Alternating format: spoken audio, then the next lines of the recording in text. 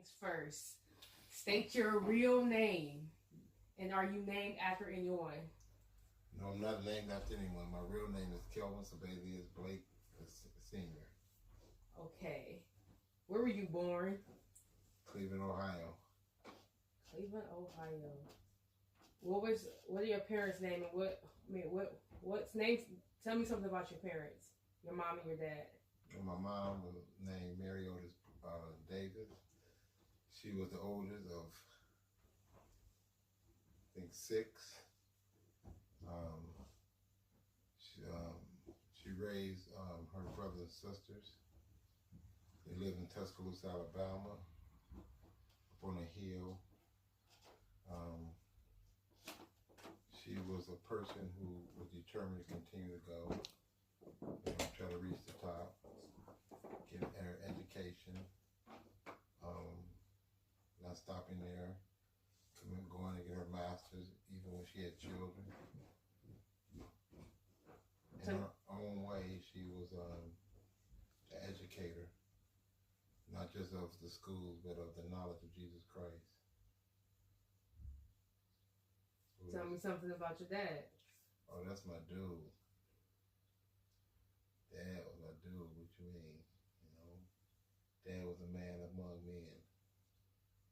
He was a giant in the spiritual realm, being a pastor of friends, and always opening the doors and pulpit to let young preachers get opportunity to preach.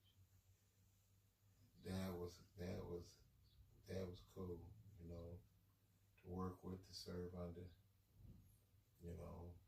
Took me everywhere he went when I was young. Taught me about being a man. Yeah, I'm a dude, always abiding, He might have came late, but he was always on time with a word.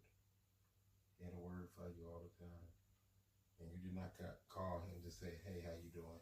When you call him, be prepared to talk, because he's going to talk. What did your mom do for work? She was an educator. She was a teacher in the Cleveland Public School System, from not just in Cleveland, but also in Alabama. She was an educator in the knowledge of Jesus Christ. She taught Bible study and mission. She led mission, and even some Sunday school. So, what does your dad do for work? My dad was a postal worker and a pastor. He was PP. It really was PPP. It was like pastor first, postal worker, and then paid at the end. Oh my gosh. So Dad was cool. Dad was real cool. Who was stricter, mom or dad? Well, of course you have to say mom. Dad was too laid back. Okay, what was a typical day for you as a kid? A typical day for a kid was standing in line against the clock before we went to school, having packed lunches, carrying them to school. Come back sometime when we got a little older to go home and make our own lunch. Playing pluck with my father till 1 or 2 in the morning, keeping us up when we still had to go to school. Playing games with my parents was always fun. We always had a good time in the house. Watching wrestling, football. It was just, a real good time. What sort of music did you listen to? Oh, back in the day, I listened to all that, I get down with it. Michael Jackson, a little bit of Osmonds, I listened to some of Smokey Robinson back then. Rap came out, B.B. King, Down Home Blues. You don't know about that. You're too young for that. What was your favorite way to spend your time? My time? I would say family time. That was real cool back then. We did a lot of things together, even my little brothers. We was always adventurous, We never let a dull moment get us. We always made up a gang. We always did something. We was Hogan's Heroes, from there to the Four Horsemen in wrestling, to playing Dallas, going against Pittsburgh in football. So, we had fun. It was cool. Who were your best friends? My best friends in the world? Growing up. Oh, growing up. What age group we talking about? Either stage, whatever stage.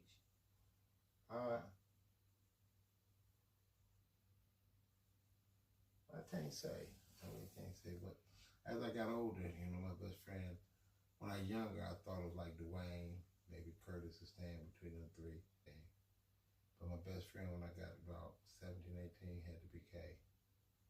She became cool. I don't know what happened to her.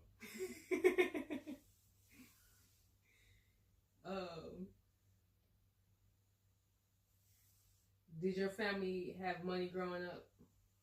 It all depends what you mean by money. Did they have monetary money? I have to say yes. We never was on welfare.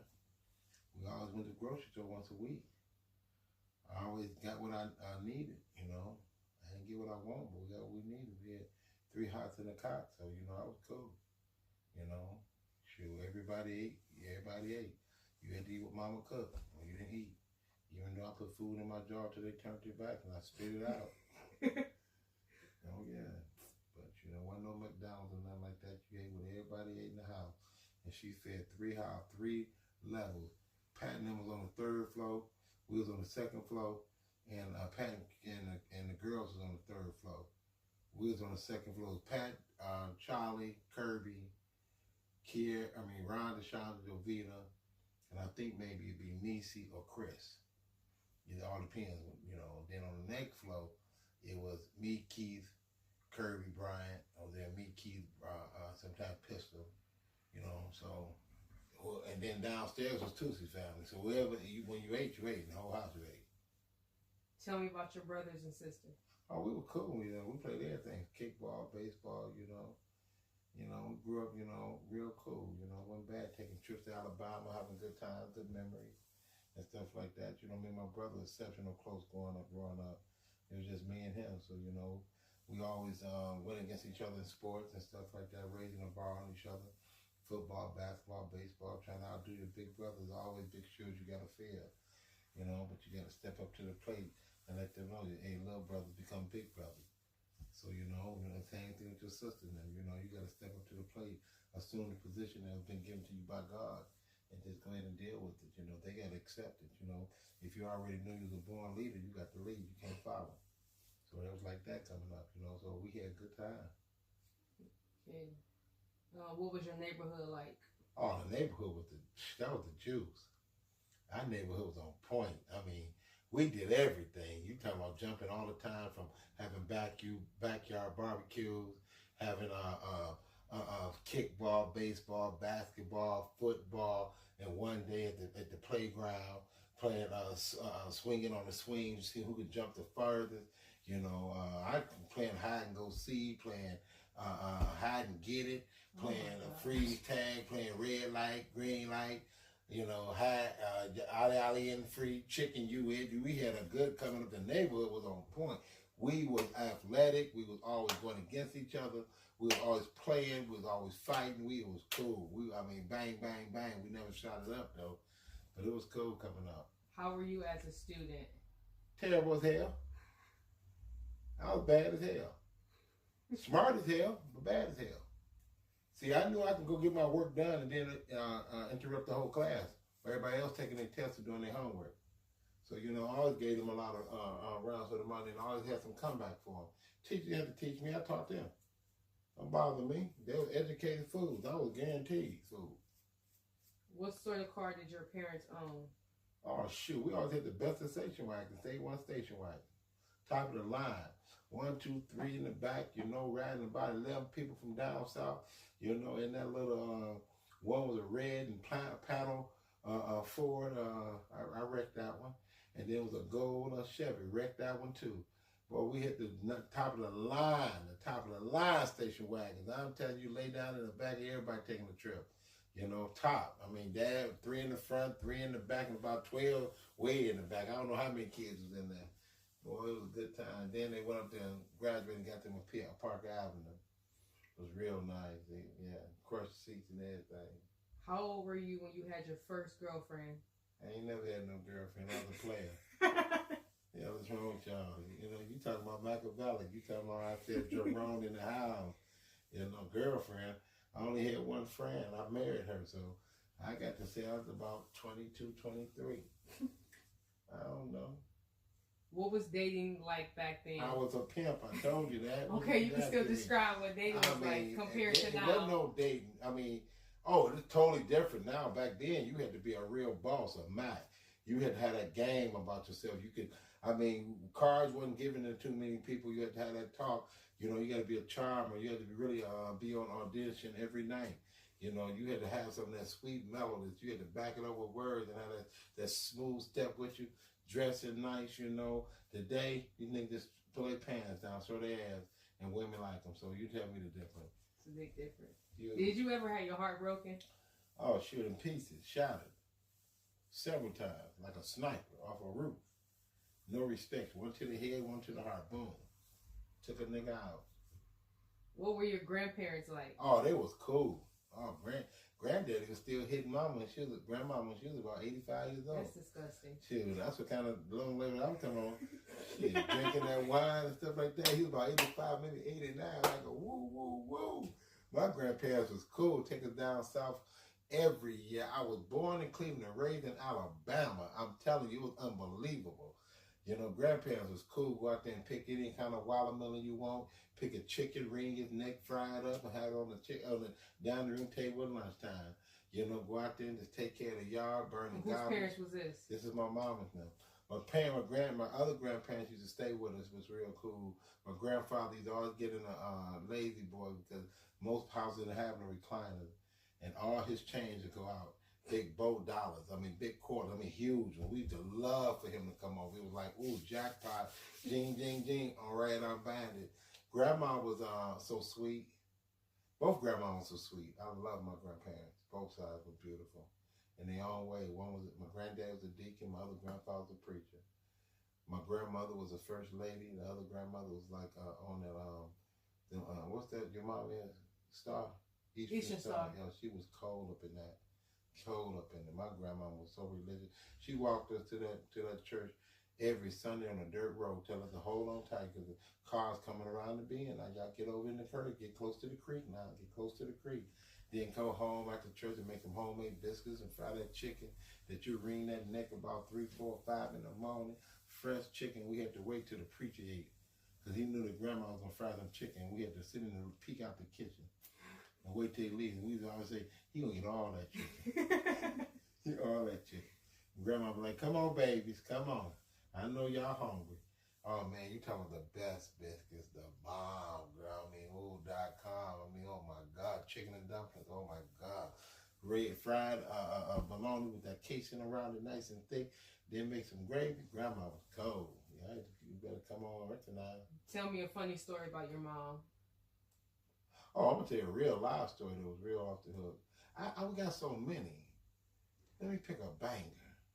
Let me see that one time that she beat the girls with a broom because they came in late.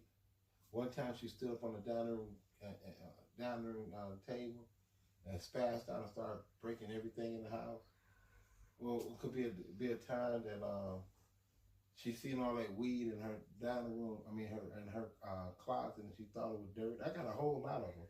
It could be a time when she kicked the dough in and see me smoking out of bongs and stuff like that, and she didn't know what it was, and I asked her, did she want to hit? I got some stories for you. I can go up and down. Could have been a time that we was in a bathroom, we put our daddy's drawers on and fill it up, and we jump out and mess up the lady's house, which was at the church yesterday. Miss Lillian messed up the whole downstairs, and Mama come in there, and we try to run us, slide out that water. She kicked the dough and beat us with extension cord. It'd be a time where we were gonna have a fight on the street, and we could kick the lights out, and we kicked the light out, and your grandmama coming down there talking about that. Y'all just kicked that light right back on. There ain't gonna be no fighting today.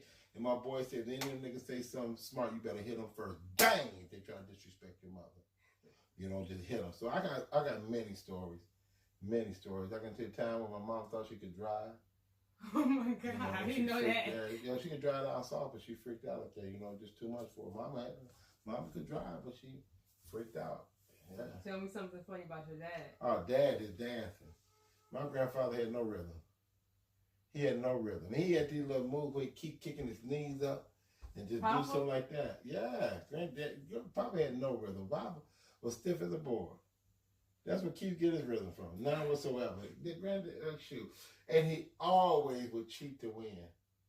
Okay, and he would not make it. He wouldn't let him go to sleep until he won. I don't care. It was like 3 or 4 in the morning. We had to play card games where he plucked until he won. He was not letting us go to sleep, and then we had to still clean the kitchen, and we couldn't be late for work, keeping us up to 2 or 3 in the morning, sometimes 4 in the morning. You know, Dad always brought us pizza home from Augie's Pizza when it was up on Warrensville. I mean, you know, Dad was a lot of fun. You know, take us down there and hit the ball. You know, we catch the ball, take the dog with us to the waters and stuff, playing frisbee with them and stuff like that. You know, Dad always fished. You know, Dad was real cool coming up. You know, it was real cool. He let us do whatever we wanted to do, as long as we did doing what we were supposed to do and stuff. He came down on us when we needed it. But you know, basically, we had a good life, real good life. What was your most prized possession as a kid? Well, it all depends when you're talking about a kid.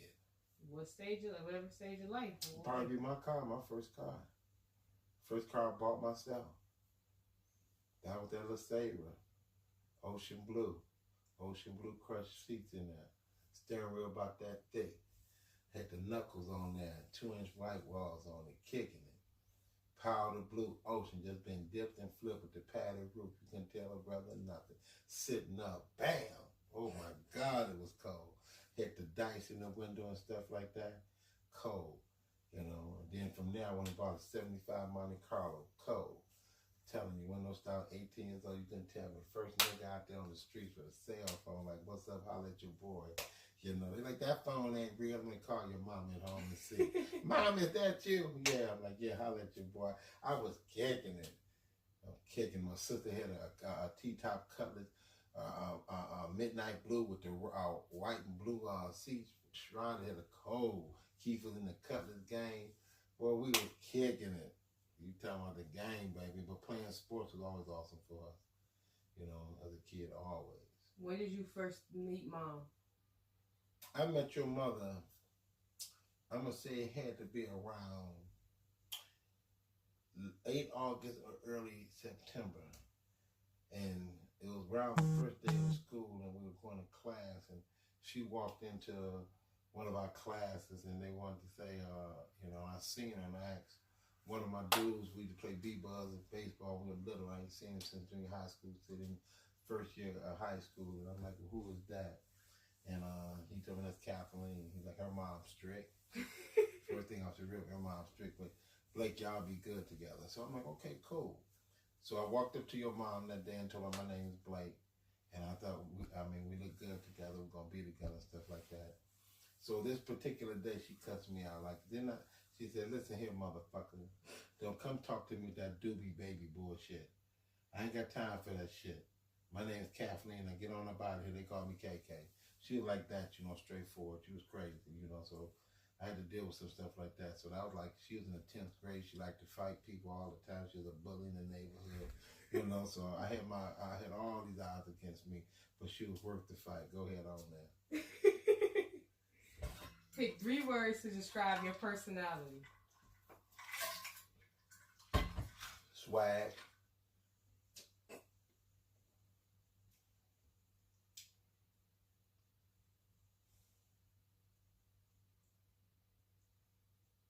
Confident. And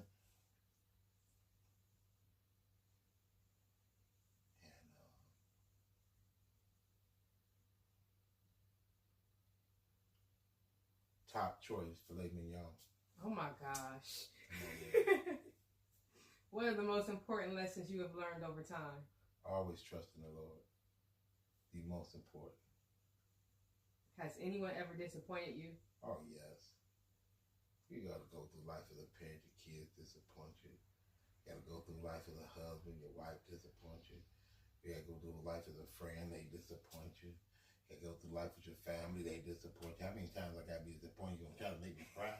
I'm thinking about this making me cry. How many times I've been disappointed? I've been disappointed all my life. How many times I got my ass whooped all my life? Did I deserve the man's whooping? No, I did not. So I'm disappointed when I got ass whooping when I don't need them. So how many times multiply 99 times 9 and then divide into 103 and then you get an answer and then you know I've been disappointed all my life. I'm disappointed right now. I should be a millionaire. I ain't got my money. I've been telling them I'm on my 3 acres and a mule. I mean all my stuff. So I've been disappointed all my life. I mean, reprobation. I need reprobation. I need all that. PhD. You know, I need. Come on now. What are you most thankful for? The Lord. What was I like as a baby? Crazy as hell. You? Yep. You was bad as hell. You cussed a lot. You like to look at pornography and you stole vans. Wow. So tell me how you was a baby. You know, we loved you. You just ride around with me and get high with me. You was like, let me hit that, Daddy. No, absolutely not. What were my siblings like when they were younger? Great as hell.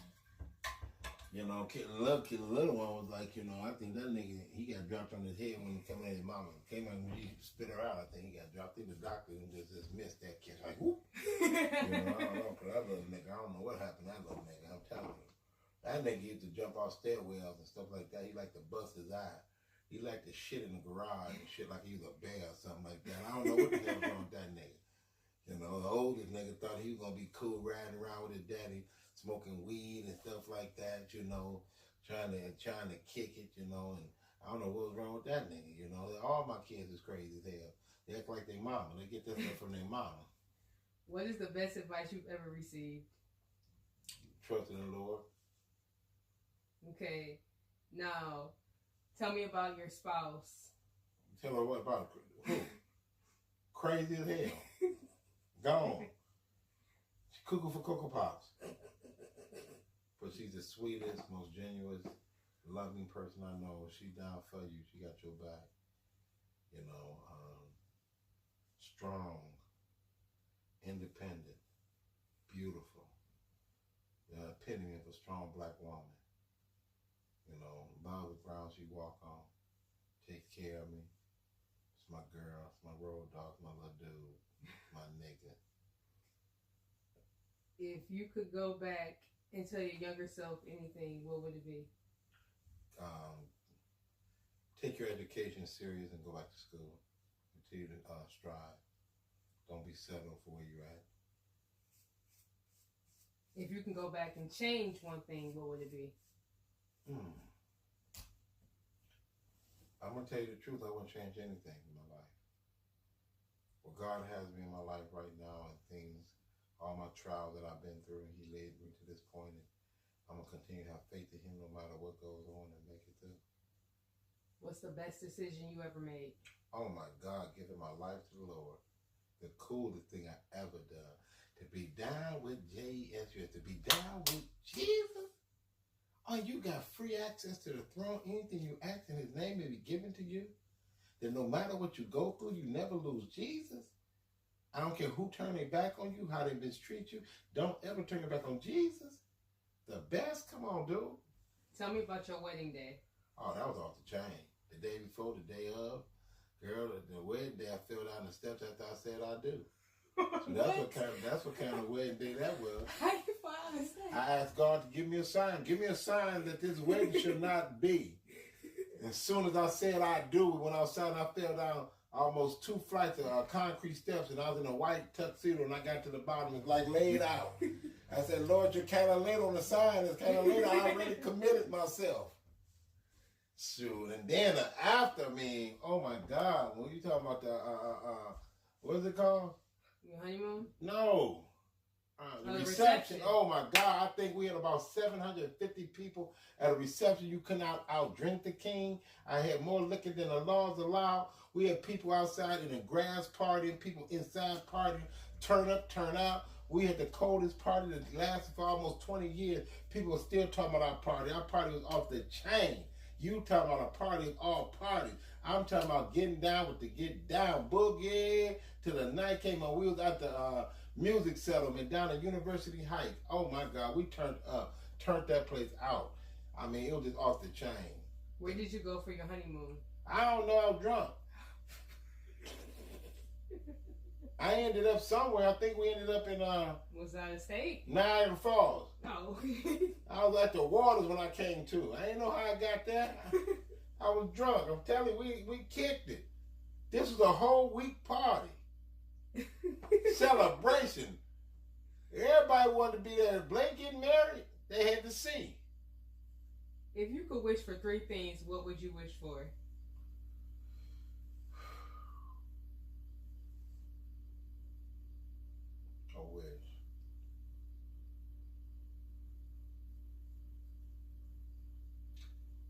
wish I'd have spent just a little more time with my parents as they was getting older.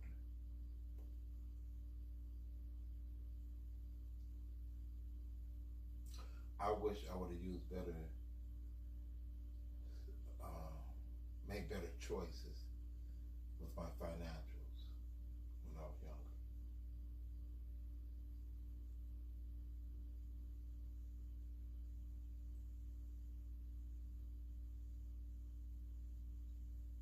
And I wish we had more love in the world than hatred. Mm-hmm. My wishes. What do you miss most about the good old days? Oh, having a block party, spending time with your family, having fun, even on a summer day, just without all this violence and, just having a good time. You can walk down the streets, you can play kickball, baseball, basketball, nobody's gonna be shooting up the neighborhood. You can have barbecues in the backyard, you can sleep sometime on your porch with the door open, nobody's breaking in. Them the good old days where you had some fun in life. I mean, the good old days, the best days are behind us when food was real food, neighbors were real neighbors, and friends were real friends. Growing up, with us was the best days of your life because we didn't have this nonsense we got now. People, they interact, people don't go to social functions and sit around and use their cell phones to communicate and text each other, and you're right next to each other. Yeah, it's crazy. You're in the same room, you texting each other. That's crazy. So we had a whole different growing up. We communicated, we talked. You had to have that gap, girl. You had to be able to woo, woo, woo. You had to be like Jerome in the house. If you couldn't woo, woo, woo, girl, you was done for. You won't never get no action. Have you ever been in an accident? How many times?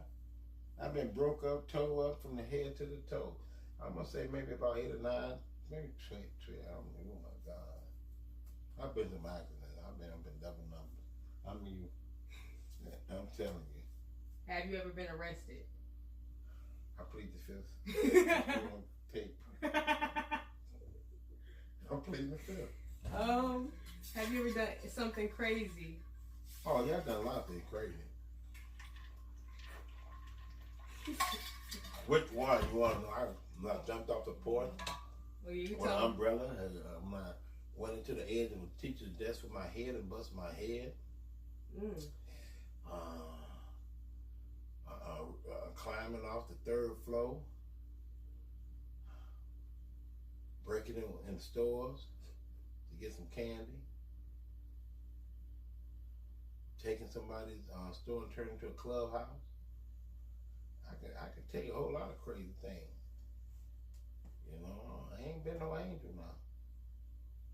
I ain't been no angel. Putting cars in ditches. I can tell you a whole lot of crazy things. Did you want more children? Yeah. I wish all my children would have lived. I'd have been 5 strong.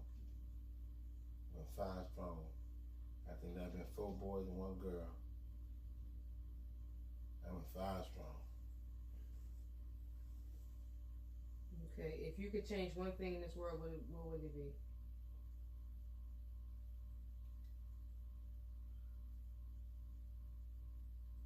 Teach people how to love. Is there anything you still wish you could do?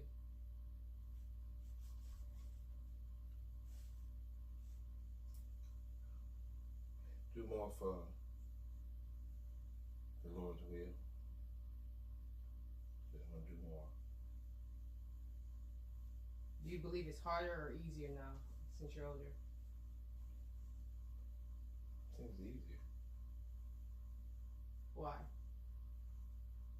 You know the decisions you need to make, because you know the consequences it takes. When you grow up, you go down. When you know better, you do better. So you take the long road or short road. Sometimes you enjoy what you're doing, just have a little fun, and that fun costs you almost 6 months of your life. So you know you can't have too much fun. You got to limit your fun. Have you ever been depressed? Nah. Do you have any fears? The respect of the Lord. Have you ever lost something you love? Yes. Family. What was the hardest thing about raising a child?